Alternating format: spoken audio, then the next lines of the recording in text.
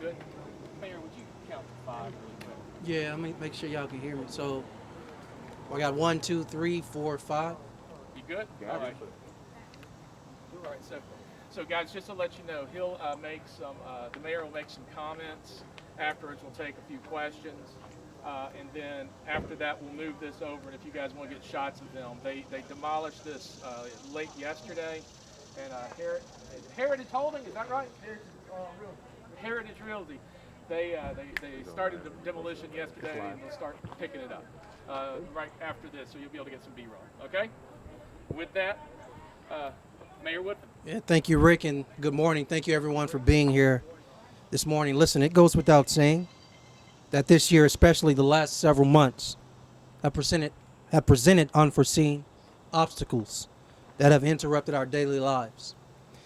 Throughout the pandemic, we've all had to make personal sacrifices and adjust the way we do business. Through it all, our administration has remained committed to our number one priority, and that is neighborhood revitalization. Today, I want to assure you that the work to build a better Birmingham and a better community continues to move forward, providing you with a few key updates. Today, we're here in Eastlake to witness the removal of a blighted house under the guidance of Emmett Knuckles of Heritage Realty Holdings. And I want to thank them for the work they've been doing and continue to do. Their company, their LLC, is one of our team contractors hired to aggressively remove blighted buildings and homes throughout our city. Since January of 2018, 945 houses beyond repair have been taken down across our city. At this moment, more than 30 non-residential structures, which includes old office buildings, dilapidated apartments, and burned out church buildings, are being demolished as well. The important first step in revitalization is to stabilize neighborhoods. The demolition process is a key part of this. And speaking with neighbors this morning, they will tell you that this blighted structure you see behind me that's been removed has been one they've been complaining about for over 9 years. But it's also important to understand that revitalization is more than destruction and the removal of blight.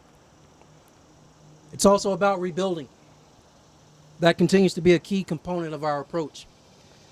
The citywide rehab program continues in partnership with Neighborhood Housing Services and funding from Neighborhood Revitalization Fund. This high-demand program invests in low and moderate income homeowner residents. The average investment is more than $12,000. You may have seen some of the fruits of that work on our social media channels, with more to come. Due to the volume of applications, work continues, but no new applications are being accepted at this time. I'm also pleased to announce and to see the final touches on 2 new houses on Iota Street by the Tidsville Development Corporation. The city assisted in the construction of this affordable housing with an allocation of close to $300,000 in home funds. We also look forward to additional affordable housing projects moving forward with support from the City Community Development Department. Now, a challenge we hear about far too often from residents are absentee property owners who refuse to do the right thing in maintaining their property. We see it, we hear it often with phone calls from a next door neighbor just like this about what can we do about absentee landlords. Well, I'm excited to say that our city attorney office, under the direction of Nicole King, has created the Drug and Nuisance Abatement Team. This team is meeting that challenge of addressing that issue. Using state laws, the task force meets monthly to assess and evaluate nuisance properties.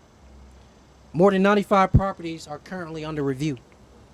The team is actively moving on these locations and pursuing cases related to these properties in municipal and state court. Those owners face a fine and will be held accountable to clean up their properties.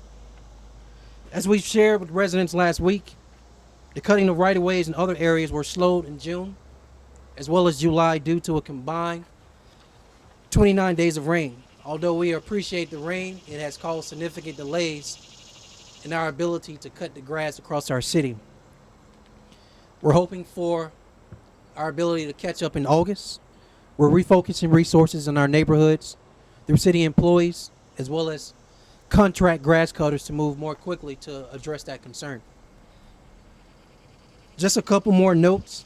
Work has been completed or near completion on more than 23 miles of street resurfacing. And the city is currently bidding out work on our sidewalk repair plan as well. The first work on that schedule would start as soon as next month. Finally, I'd like to talk about and address 311. Many of you all know that as our frontline system, when a resident has a complaint, such as a pothole, a sidewalk, or any other issue dealing with in their neighborhood. What we've done is focus our time on identifying the inefficiencies in the system. We've combined 311 with 911 and hired more 311 operators. We've established a training program and improved the customer relationship management system. A complete report of those efforts can be reviewed at birminghamal.gov/strategy, but I'm happy to tell you all that 311 is up, it's running, it's efficient, and we want to encourage our residents. If you have an issue in your neighborhood, please call 311. Our city, like each city in Alabama, has faced disruptions from this pandemic, but I want to assure our residents we are committed to our number one priority throughout this issue, which is neighborhood revitalization. With that, I want to take any questions. Thanks, man. Mayor, I guess one of the main things I know, I'm sure you guys get a lot of complaints about these houses. You have to explain to residents that there is a legal process you guys have to go through, and that's what kind of makes this process take a little longer than a timeline that they would like to see. Yeah, absolutely. So, listen, we live in the state of Alabama, and it has some of the strongest property laws in the state. What we would hope for at some point is that the legislators would see that an absentee landlord or landlords who don't take care of their property can be held more accountable. Because that law doesn't currently exist, neighbors who we see like this have to suffer over 9 years for a blighted structure that should have been torn down, but for the law it takes a very long time. So I'm hoping for additional support down in Montgomery, that cities like Birmingham that have a higher concentration of housing, if we have absentee landlords, or if we have landlords who are not doing their part and taking care of their private property, that the city is in a better position to move more quickly to tear down this house so the neighbors can be protected, so their property value can be protected, so we don't have to worry about children setting up shop or doing illegal activity in this home, or we don't have to worry about squatters coming into these houses, stealing power, stealing other resources from their neighbor. Mr. Mayor, how much some of the budget problems you're looking at for next year is going to impact this program, which has been so valuable to the city? I'm not going to allow it. I will tell each of you all in full candor that there's significant budget issues and woes we face. There will be cuts to a lot of things. But the root of a city government is responsible for public safety and public infrastructure. And on the lines of public infrastructure, we have to continue to make sidewalks walkable. We have to continue to pave streets. We have to continue to remove blight. Come on up, Dr. O'Quinn. We have to continue to do all these neighborhood investments because it's our core job, even if we are facing a financial hurdles. Come on up, man. Mr. Mayor, I just get a COVID update from you. Yes, sir. What are you seeing around the city? What is the police department and everybody's telling you? What are you seeing about compliance with the mask ordinance and social gathering? I think we're seeing a lot of compliance around the face ordinance that the governor has reissued, extending that order until the end of August. I'm happy to see that. I wish it could have been done earlier in May. I think we are at a point that nationwide, these private gatherings, these social gatherings are lending to the continued spread. And I would hope that folks would just make better decisions.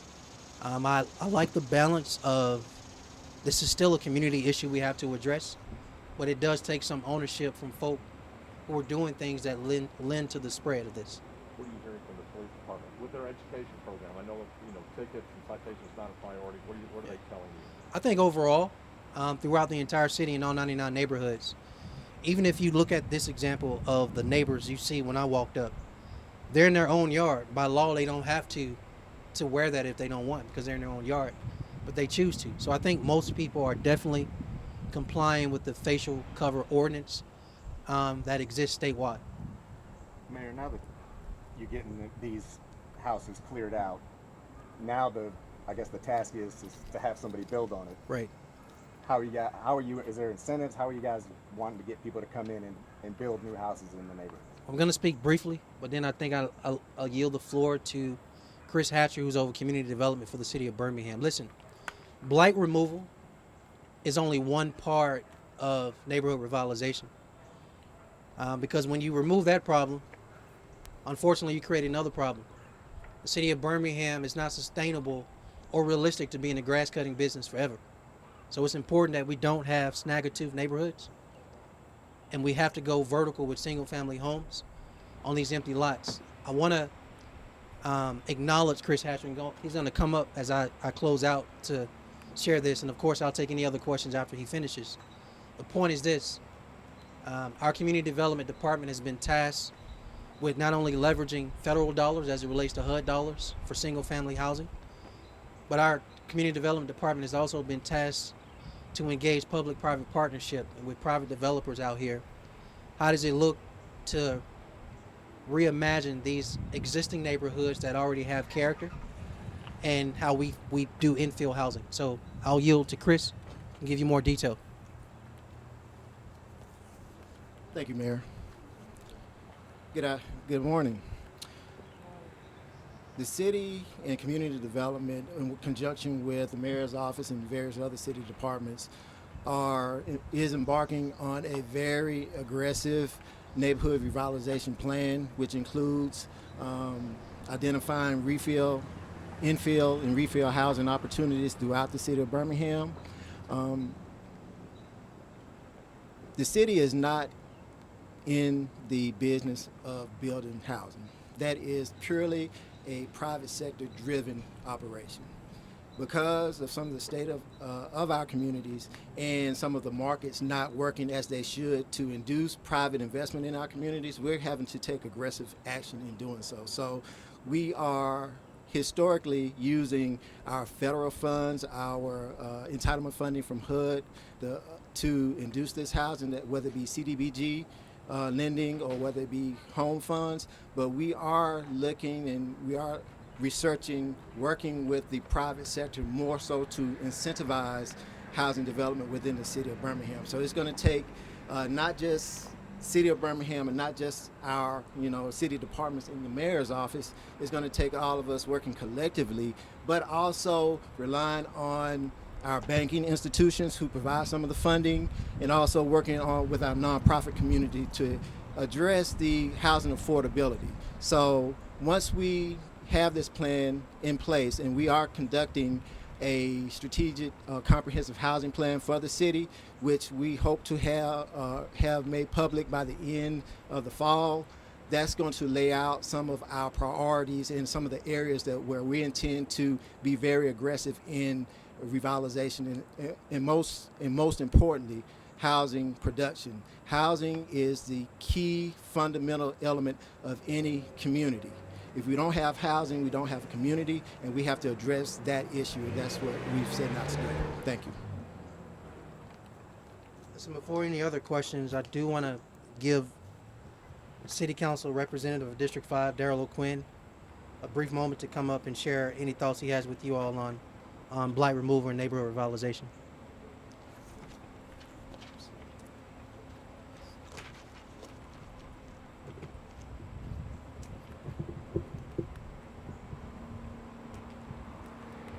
Thank you, Mayor Woodfin. It's a beautiful day out here in Eastlake. My staff and I have actually surveyed every neighborhood in District 5, and I can tell you that our finding has been that the number of vacant properties and abandoned, dilapidated homes is highest in the Eastlake and Wahoma area. So I'm very happy for this day to see us addressing that need. It's critically important for revitalization of this area in particular within District 5 that we address these vacant and dilapidated structures. And definitely it is important for us to work with our nonprofit and private sector partners to address revitalization.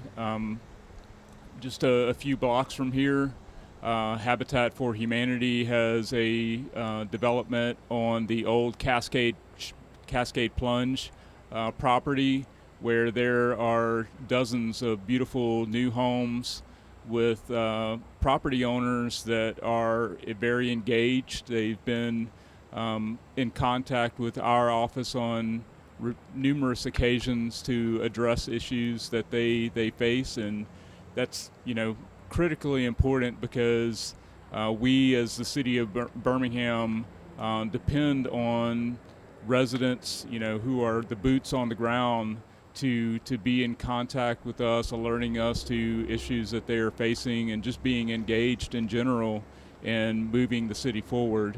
So I'm also aware that that there's forthcoming new housing. If you'll look to last week's city council agenda, we approved funding for the construction of 11 new homes, another partnership we have, and so look for that announcement to be forthcoming. Again, very excited to be able to be here in Eastlake. I distinctly remember walking all of these streets, knocking on all of these doors, speaking with residents here. So it's good to be back and seeing some actual progress. Thank you. Got any more questions for us? Yes, Mr. Mayor, I was going to ask you about business, small business. It's been pretty tough. There's more like Little Savannah closing down and such. What are you hearing, and how much of a big impact do you think we're going to lose to small businesses? Here's what I'm hearing. I think if you are a mayor, a city councilor, a small business owner, a person that's unemployed, all of us want our Congress and president to act. All right? None of us are going to survive without some form of coordination and cooperation from the federal government. I think it is fair to say that we are not out of the first wave of this global pandemic. At a local level, we are very similar to all other local economies. We are at the mercy of a virus that continues to keep some businesses closed, or an employee tests positive and they have to close temporarily. The start and stop is not helping. We still have too many people that are seeking employment and on unemployment insurance. And without the extension of the increase in unemployment insurance, that more people are one paycheck away from eviction, and there's no cover there anymore either. And so if you're the small business owner, if you're local government like Dr. O'Coin and I, if you're the small business owner, if you're the unemployed resident, all of us need some form of federal help to make sure that we can survive through this global pandemic. You need federal. Is there anything on the local level to help out? At the local level, I'm going to be very honest, due to our shortage of funding, where I think everyone knows we have a very high codependency on these small businesses that we derive business license from, sales taxes from, occupational taxes, use taxes, etc. When these businesses are temporarily closed or shutter their doors for good, that limits our ability to collect those taxes, which then makes it harder for us to assist these same businesses because there's less money coming in. Anyone else? Well, I appreciate everyone's time. Y'all be sure to speak to some of these residents out here. They can give you way better flavor than I can. Thanks, everybody. Thank you. Thank y'all. Hey, Rick, they're Give us about to. 1 minute to move the podium, and then we will get some shots. Yeah. If you have any follow-up questions, We've got the city attorney here. We got other department heads here. If y'all need any additional sound, Can't just harass you, Rick? huh? So we just can't harass you? Prefer it not. Yeah, the flat. What's up, man? Hey, man, how are you? Been running? Yeah, man. I do that. Oh, yeah? I've been riding this bike for a while. the sun went away. I know. That's cool. As soon as we stopped talking, the sun went away. Hey, tuck. We're still connected, man.